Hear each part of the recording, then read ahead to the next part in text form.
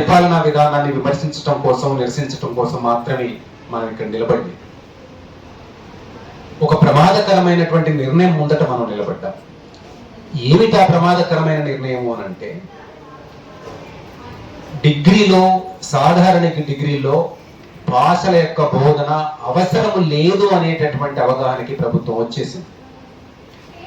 చాలా స్పష్టంగా అంతర్గత చర్చల్లోనూ అధికారిక చర్చల్లోనూ కూడా డిగ్రీలో విద్యార్థులు భాషలు చదవాల్సినటువంటి అవసరం లేదు, కేవలం ఆప్షన్స్ చదువుకుంటే సరిపోతుంది, ఉపాధిని ఉద్యోగాన్ని అందించేటటువంటి కోర్సుల పేరుతో వాటిని ప్రవేశపెట్టి వాటి ద్వారా మాత్రమే ఉపాధి ఉద్యోగం వస్తుంది కాబట్టి భాషలు చదువుకోవడం అనేటటువంటిది వాళ్లకు టైం వేస్ట్ కార్యక్రమంగా వాళ్ళు భావిస్తున్నారు.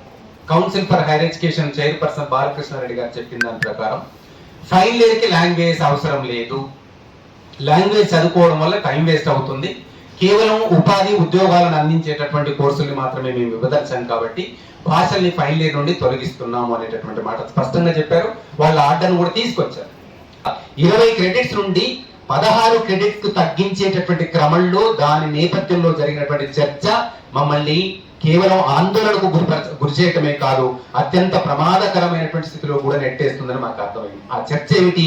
ఐఏఎస్ అధికారుల మధ్య జరిగినటువంటి చర్చ ఏమిటి అంటే, అసలు డిగ్రీలో భాషలు బోధించాల్సినటువంటి అవసరమే లేదు, ఈ భాషా బోధన అనేటటువంటిది, ఈ భాషలు అనేటటువంటిది విద్యార్థుల పైన భారంగా ఉంటది కాబట్టి 150 క్రెడిట్స్ నుండి 140, 140 క్రెడిట్స్ నుండి 120, 120 ఇక్కడి వరకు తీసుకురావాలి అని అంటే ఖచ్చితంగా భాషలు తీసేయడం ద్వారా మాత్రమే విద్యార్థుల పైన ఉన్నటువంటి అదనపు భారాన్ని తగ్గించగలుగుతాము అనేటటువంటి ఒక నిర్ణయానికి వచ్చి వాళ్ళు అంతర్గతంగా మాట్లాడుకున్నది, అధికారికంగా మాట్లాడుకున్నది ఏమిటంటే, ఈ సంవత్సరం వరకు ఇట్లాగే ఉంచి వచ్చే సంవత్సరం భాషా బోధన అనేది ఉండకూడదు. సడన్ గా ఒకేసారి అన్ని భాషలు తీసేయటం కుదరదు కాబట్టి మొట్టమొదటగా సెకండ్ లాంగ్వేజ్ తీసేస్తాం, తెలుగు, హిందీ, ఉర్దూ, సాంస్క్రిట్ లాంటి భాషని తీసేస్తాం.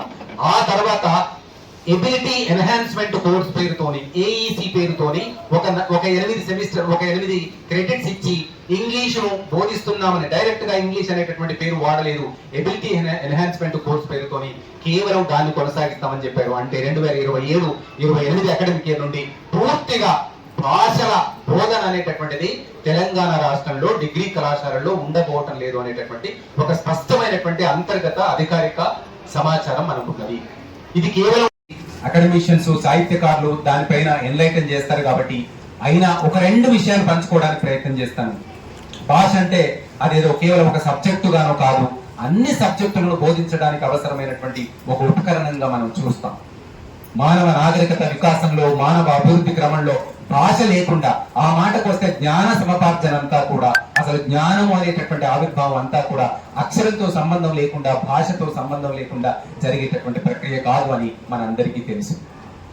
ఏ సమాజమైనా, ఏ జాతైనా కూడా తన భాషను పోగొట్టుకుంటే తన జ్ఞాపకాలను పోగొట్టుకున్నట్టే, తన జ్ఞాపకాలను పోగొట్టుకున్నటువంటి సమాజము తన చరిత్రను పోగొట్టుకున్నట్టే, తన చరిత్రను పోగొట్టుకున్నటువంటి సమాజము తన భవిష్యత్తును కూడా పోగొట్టుకున్నట్టే. మేము జ్ఞాపకాలను పోగొట్టుకోదలుచుకోలేదు, మేము చరిత్రను పోగొట్టుకోదలుచుకోలేదు. చరిత్రను పోగొట్టుకోకుండా భవిష్యత్తును నిర్మించుకోవాలనుకుంటున్నాం కాబట్టి సరిగ్గా ఈ లక్ష్యంతోనే ఇవాళ ఈ సభను ఏర్పాటు చేసుకోవడం జరిగింది. విద్యార్థి డిగ్రీలో ఒక పేపర్ను, ఒక లాంగ్వేజ్ పేపర్ను తీసేయడం ద్వారా కేవలం ఒక పేపర్ను తీసేస్తున్నట్టు కాదు, ఒక సబ్జెక్టును తీసేస్తున్నట్టు కాదు, పిల్లలకి, ఈ తరానికి ఆలోచించేటటువంటి సామర్థ్యాన్ని, వ్యక్తీకరించేటటువంటి శక్తిని, మొత్తంగా సాంస్కృతిక అవగాహనను కూడా బలహీనపరిచేటటువంటి ఒక చారిత్రాత్మకమైనటువంటి తప్పిదంగా మేము వారు భావిస్తున్నాం. సబ్జెక్టులను తీసేయటం, భాషా బోధన వద్దనడం అనేటటువంటిది వాళ్ళు విద్యా సంస్కరణ అనుకుంటున్నారు. మనమేమో ఒక చారిత్రక తప్పిదంగా మనం చూస్తున్నాం, ఒక దుర్మార్గమైనటువంటి చర్యగా మనం చూస్తున్నాం. ఎందుకంటే ఒక ఆఫ్రికన్ రైటర్ చెప్పినట్టుగా language carries culture, culture carries the values అన్నాడు, by which we identify ourselves. మనల్ని మనతో భాష వద్దనుకున్నప్పుడు సంస్కృతి ఉండదు, భాష వద్దనుకున్నప్పుడు సాహిత్యం ఉండదు, సాహిత్యము సంస్కృతి లేనప్పుడు మానవ అస్తిత్వానికి విలువ లేకుండా పోతుంది. ఇది అస్తిత్వానికి సంబంధించింది, ఇది సాంస్కృతిక అస్తిత్వానికి సంబంధించినటువంటిది. మనిషిని భాష లేకుండా మనిషిని ఊహించుకోలేము, భాష లేకుండా సృజనాత్మకతను ఊహించుకోలేము, భాష లేకుండా క్రియాత్మకమైనటువంటి మనుషుల్ని ఊహించుకోలేము, భాష లేకుండా మానవ సంబంధాన్ని, భాష లేకుండా నైతిక సంబంధాన్ని, భాష లేకుండా మానవ వికాసాన్ని ఊహించుకోవటం అసాధ్యం. కాబట్టి సరిగ్గా ఇవాళ భాషను రక్షించుకోవటం అంటే ఒక సంస్కృతిని నిలబెట్టుకోవటం, భాషను రక్షించుకోవటం అంటే ఒక తరాన్ని నిలబెట్టుకోవడంగా మేము అర్థం చేసుకుంటూ ఈ సందర్భంగా పెద్దల్ని పిలుచుకోవటం జరిగింది. ఇంకా కోదండరామ్ సారు, తర్వాత వెంకన్న గారు మనతో జాయిన్ అవుతారు.